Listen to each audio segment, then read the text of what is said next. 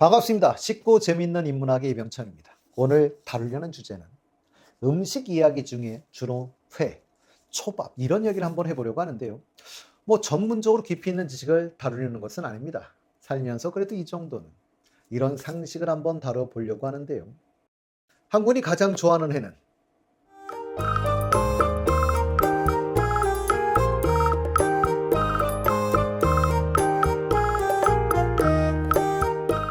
한국인이 가장 좋아하는 회는 1위는 광어, 2위는 우럭이라고 하는데요. 광어는 살이 단단하며 콜라겐 함량이 많고 담백하여 누구나 먹기 무난한 생선이지요.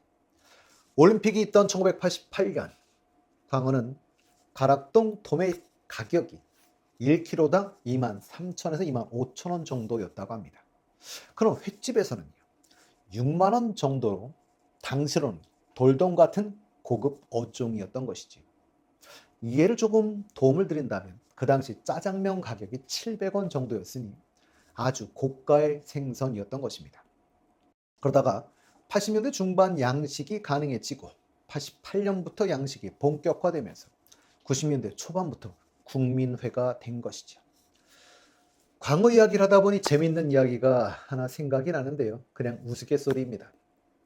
제가 학창시절 저희 형님이 친구분이 광어 양식을 시작했다라고 해서 그 친구분을 만나러 갔던 기억이 납니다. 다음날 저에게 저희 형님께서 자연산 광어를 잡아갖고 올라오는 길이니 일찍 들어오라고 하시더군요. 그래서 너무 놀라 일찍 들어갔습니다. 그리고 맛있게 먹으면서 역시 자연산이라 그런가 정말 맛있다 라고 이야기하면서 먹었죠. 그런데 뭔가 좀 중간에 이상해서 물어봤습니다. 친구분이 양식장 한다고 안 하셨나요? 그랬더니 저희 형님 말, 양식장 해. 근데 자연산이 어디서 나셨죠? 저희 형님 말, 그 당시 가두리 양식을 하는데요. 치어 때는 작아서 망을 뚫고 나갔다 들어왔다 이렇게 할 수 있다고 합니다. 근데 이렇게 들어왔다 나갔다 하다가 어느 날 나갔던 물고기가 커져서 들어오지 못하는 것들도 있다고 하죠. 근데 먹이를 양식장 안에만 주니까 양식장 근처에서 살면서 흘러나오는 먹이를 먹으며 멀리 떠나지를 않는다고 합니다. 그래서 양식장 밖에 있는 광어들을 뜰채로 잡았으니 양식장 밖에 있으니 자연산이라는 농담을 하셨던 게 생각이 납니다. 광어는 자연산은, 그렇다면 이 자연산과 양식을 어떻게 구별할 것이냐는 건데요. 광어의 자연산은 배가 희고 양식은 얼룩무늬가 있다고 합니다. 그 이유는 보호색 때문이라고 하지요. 자연산은 바닷속 모래 위에 숨기 위해서 흰 모래색을 보호색으로 하기 때문에 배가 흰색을 띠게 되고요. 양식은 많은 개체들이 함께 있다 보니 서로 막 이렇게 포개져 있겠죠. 다른 광어들의 등에 자주 겹쳐지게 되면서 보호색으로 얼룩무늬가 또는 검정색 반점이 생기게 되는 것이라고 합니다. 이런 말씀을 드리다 보니까 제가 제 재미있는 경험이 하나 더 있어 소개하고 갈까 하는데요. 회를 별로 좋아하지 않아서 한 번도 회를 먹어본 적이 없는 후배 한 명이 있었는데요. 그날 저희들 모임은 분위기상 횟집을 갈 수밖에 없는 상황이었습니다. 처음 왔으니 횟집에 가서 후배한테 처음 왔으니 먹고 싶은 거 있으면 시키라고 제가 이야기를 했는데요. 회에 대해서 모른다며 알아서 시켜달라고 이야기를 하더군요. 그래서 처음일 때는 모둠회가 가장 무난한 것 같다. 그래서 모둠회를 시켰는데요. 그 후배가 그러더군요. 모둠어라는 생선은 대체 어떻게 생겼길래 이렇게 다양한 부위들이 있냐라고 이야기를 합니다. 모둠어와 모둠회라 무척 즐거운 날이었습니다. 보통 우린 봄 도다리, 여름 농어, 가을 천어, 겨울 방어라고 이야기를 하는데요.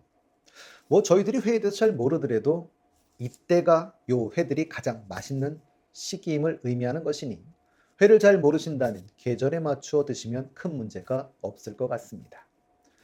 봄 도다리.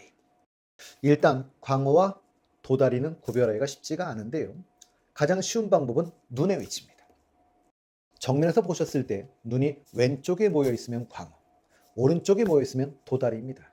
그러니 좌, 광, 우, 도라고 기억하시면 될 것 같고요.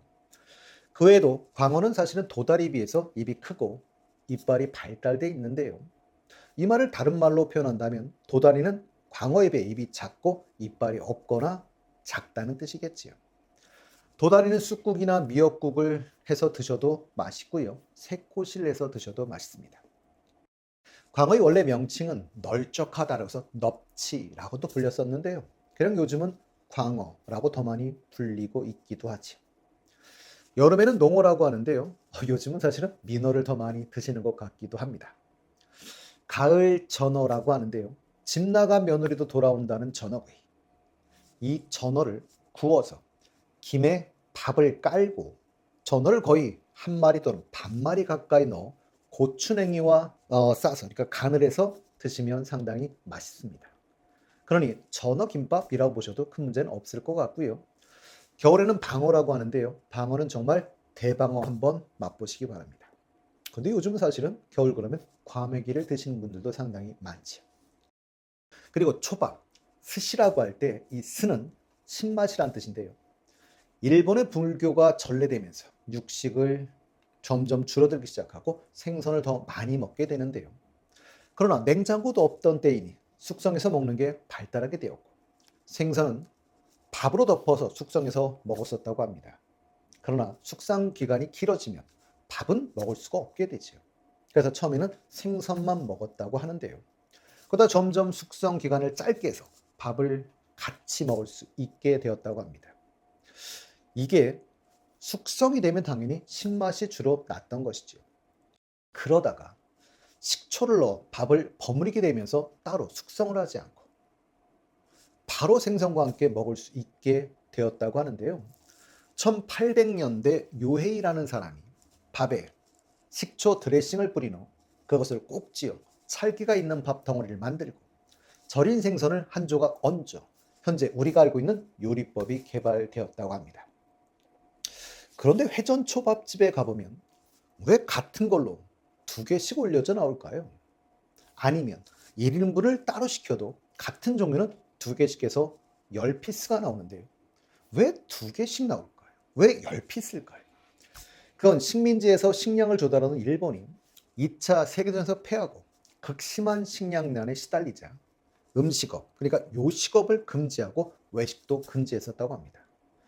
그러다 보니 장사라던 초밥집들이 대안을 내게 된 것이죠.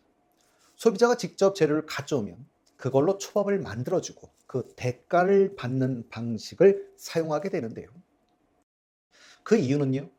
만들어 팔면 요식업, 그건 지금 금지된 거죠. 근데 가져온 걸로 만들어주면 기술에 대한 대가를 받는 것이니 위탁 가공업이 되기 때문이었습니다. 그러나 여기에도 일본 정부는 단서, 어떤 조항을 달았었는데요. 1인당 쌀 1호, 그러니까 약 한 180ml라고 보시면 되는데요. 이 1홉으로 제한을 합니다. 그러니 1홉의 쌀로 만들면 개수가 대략 10개밖에 나오질 않습니다. 거기에 생선도 구하기 힘드니 결국은 여러 종류, 그 과정에 같은 걸 두 개씩 만들어주기 시작했던 것이죠. 거기에 고추냉이가 들어가게 된 것은 옛날에 냉장고가 없어서 상하기 쉽다 보니까 하물며 비린내도 잡아야 되니까 그러다 보니까 비린내도 잡고 살균 효과를 위해 고추냉이를 넣었던 것이죠. 스시집에 가시면 스시 오마카세라고 써 있는 경우를 많이 보시는데요. 오마카세는 일본어로 맡긴다는 뜻인데요.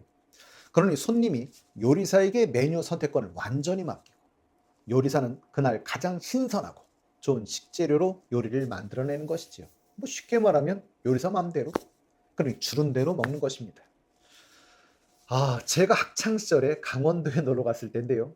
그 당시로는 되게 놀랐던 일이 하나 있었습니다. 식당에 갔더니 가자미 식혜라고 있더라고요. 깜짝 놀랐습니다. 어떻게 생선으로 그 맛을 내지? 저는 비락식혜 같은 식혜를 생각했던 것이죠. 비락식혜 맛있죠. 달달하고 주재료는 쌀이죠. 잘 지은 밥에 엿기름을 섞은 물을 넣고 잘 삭힌 후 끓여서 만들지요.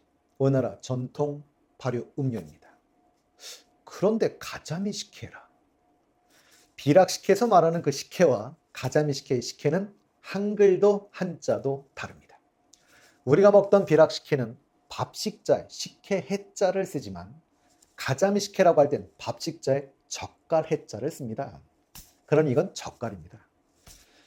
생선에 밥을 넣고 소금, 무, 양념 등을 넣어 버무려 항아리에 숙성시켜 먹는 젓갈인 것이지요. 물론 이것도 우리나라 전통 발효식품인 건 맞습니다. 오늘의 마지막은 잘못 알고 계신 분들이 좀 있으신 것 같아서 아주 상식적인 얘기를 한두 가지 하면서 이야기를 맺어볼까 합니다. 장어는 꼬리가 정력에 좋다라고 생각하시는 분들이 많으신데요. 과학적인 근거는 전혀 없는 얘기라고 합니다.